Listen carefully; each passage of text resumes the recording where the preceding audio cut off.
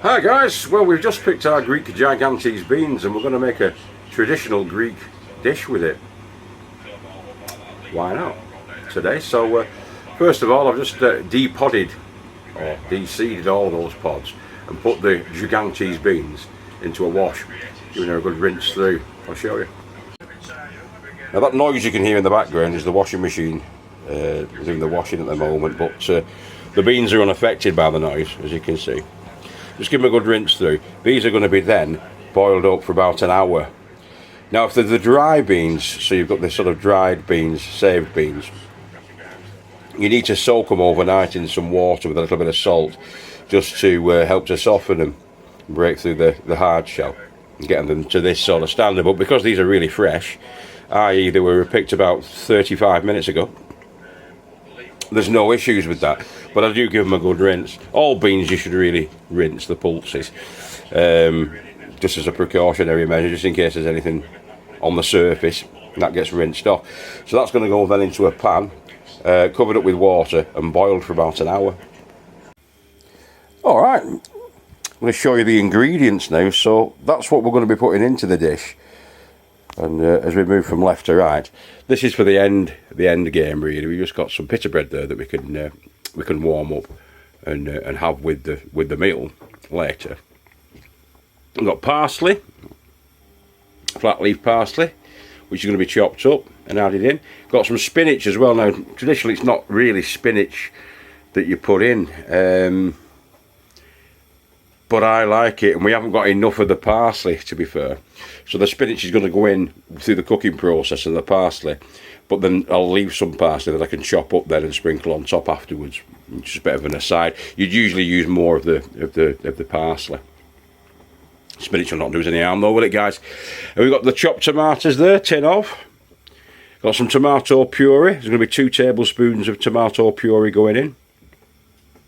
Probably half a bulb of garlic, so about 4 or 5 cloves of garlic, roughly chopped. Feta cheese. The feta cheese again is going to be added at the end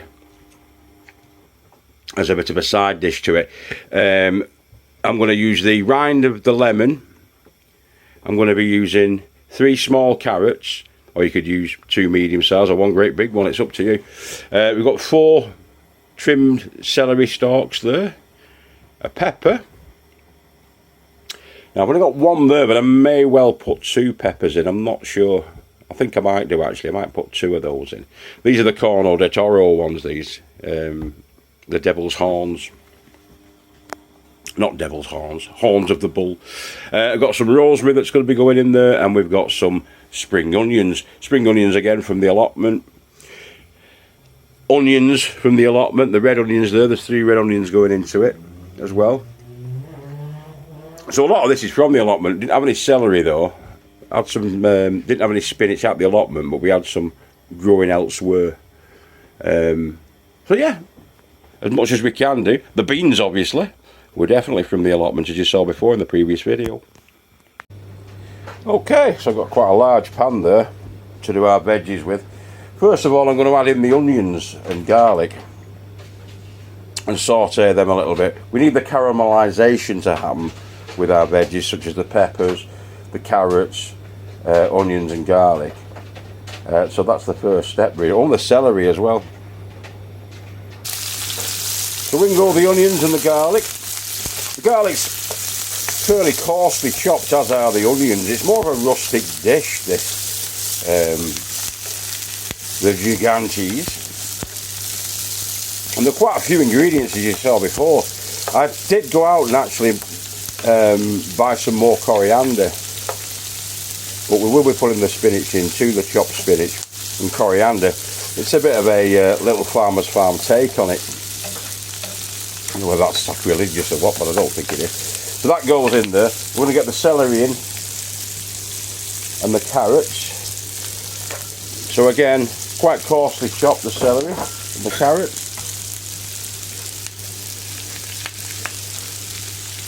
Give that a bit of a stir before we put the red pepper in.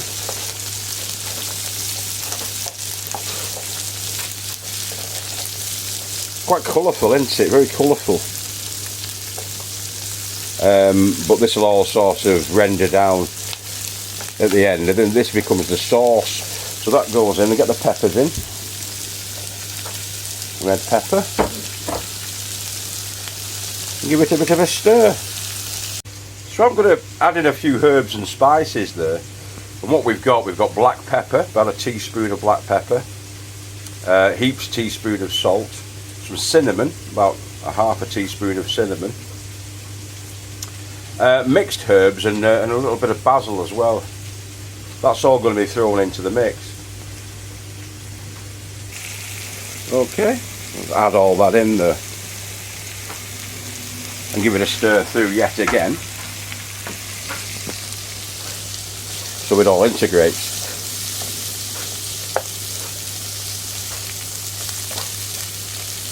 For the caramelisation, I'm going to also put a couple of teaspoons of sugar, just plain sugar.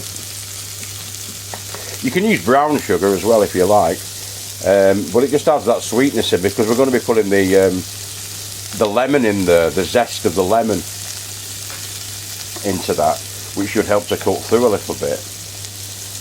But yeah, we want that sort of sweetness. We'll be getting the fats through from the cheddar at the end as well, the sort of creamy, buttery taste of our Gigantese. And all in all, it should be a fantastic, flavoursome meal. You could probably do about 4 people with this, but me and the good lady wife are going to get stuck into this. If the kids want any, they can have some, but we'll just have to see. Okay, so as I say, into that I'm going to put some sugar, just some plain white sugar, to assist in the caramelisation. Just drop my spoon while I'm at it. But there we go, in that goes. And then I'll have a good Swiss round. A Swiss round?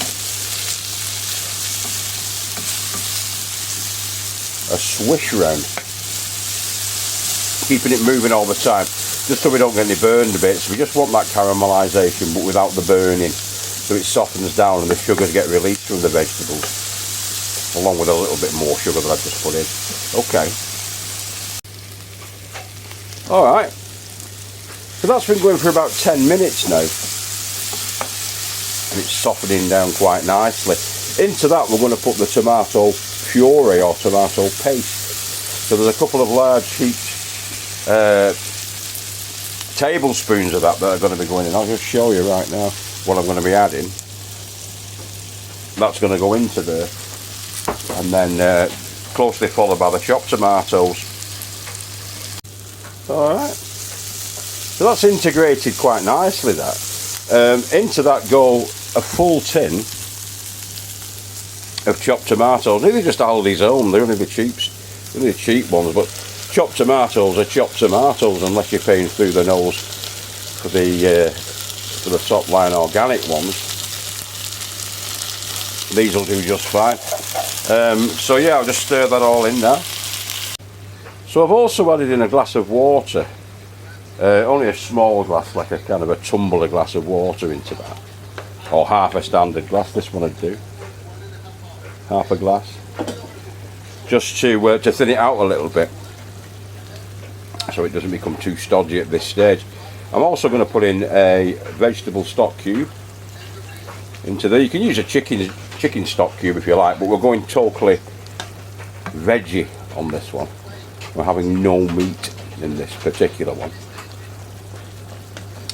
So a vegan would love it and a vegetarian would love it, for sure.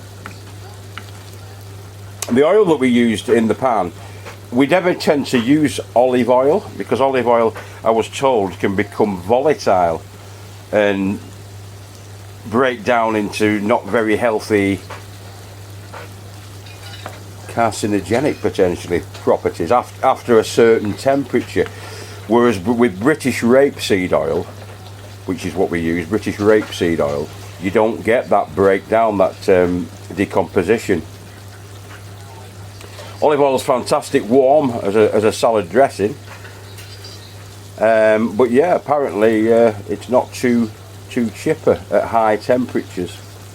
It can change its chemical composition and become counterproductive, boys and girls. That's just what I've been told, don't take my word for it. But I was told it by an old Italian guy about 15 years ago, and I've not used it for cooking since. Rapeseed oil is what we use. Okay, so let that sort of mix together for a little bit. As you can see there's a couple of sprigs of rosemary, and I'm also going to add in some zest of the lemon. You can see the rind of the lemon, the zest. I really need to get a GoPro, don't I? But that's probably about 3/4 of the actual lemon peel that I've grated on the top of that.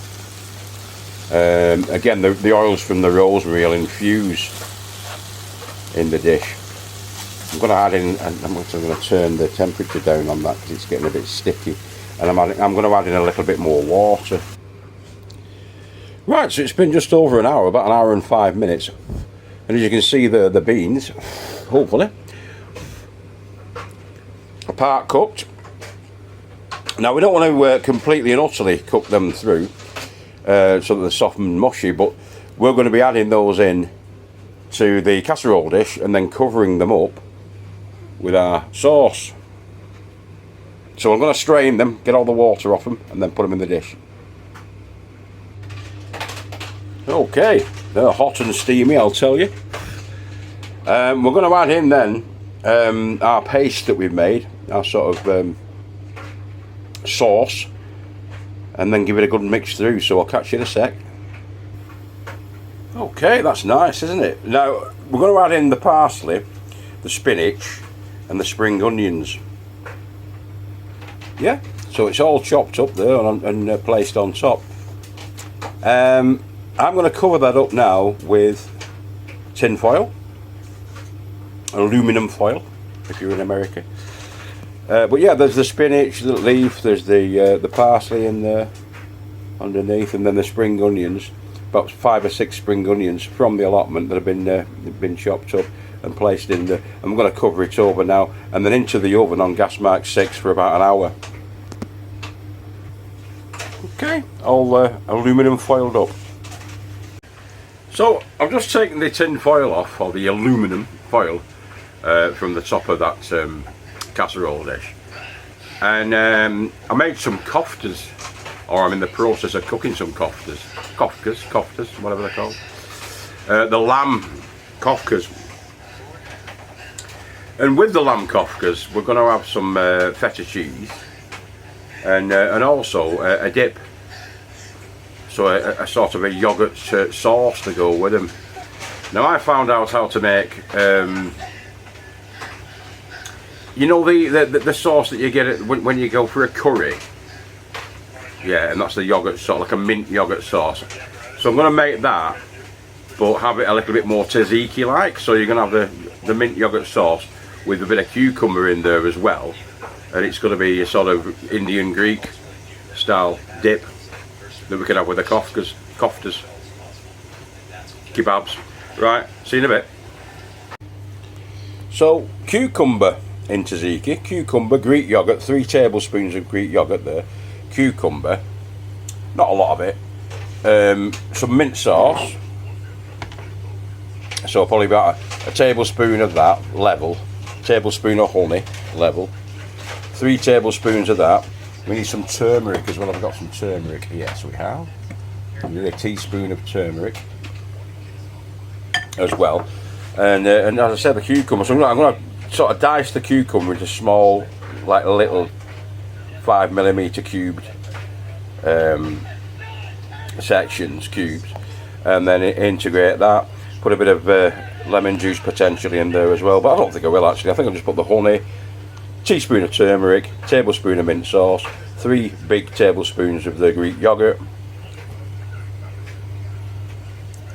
and the cucumber. Let's get cracking. Yeah, dead simple, you just mix it all together. I mean, that could probably stand a little bit more mint, but yeah, it's happy days that. But look at this fantastic creation we've just made. Let's get it plated up. And there it is, a couple of lamb koftas with it as well. And some feta cheese, garnished with the parsley, the flat leaf parsley. I'm going to take a taste of that and just see what it's like. I suspect it's going to be fantastic. So here we go, guys, in real live time. I'll just have the Gigantese bean on its own.